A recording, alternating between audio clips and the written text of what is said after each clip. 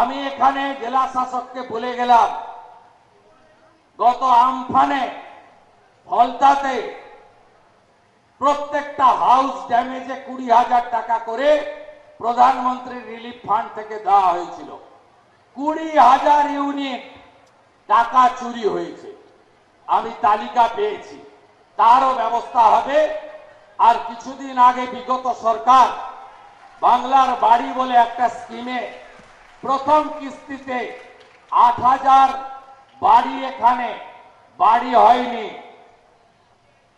সেখানে 60,000 টাকা করে 8,000 ইউনিট টাকা তুলে নিয়ে চলে গেছে। কে তুলে নিয়ে চলে গেছে আপনারা জানেন।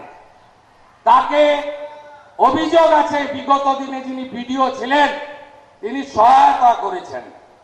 বিডিওর বিরুদ্ধে যে ব্যবস্থা নেওয়ার আমাদের ভিজিলেন্স নেবে সরকারি। আর ডিএম সাহেবকে আমি বলে গেলাম, এই ক্ষেত্রে প্রত্যেকটি বেনিফিশিয়ারি ফিজিক্যাল ভেরিফিকেশন, অর্থাৎ বাড়ির যে টাকা লুট হয়েছে সেই লুটের টাকা ফেরত করানো এবং তাদের বিরুদ্ধে প্রয়োজনীয় ব্যবস্থা নেওয়ার কাজ এখানকার জেলা প্রশাসন করবে। আমি এটা নজর রাখবো।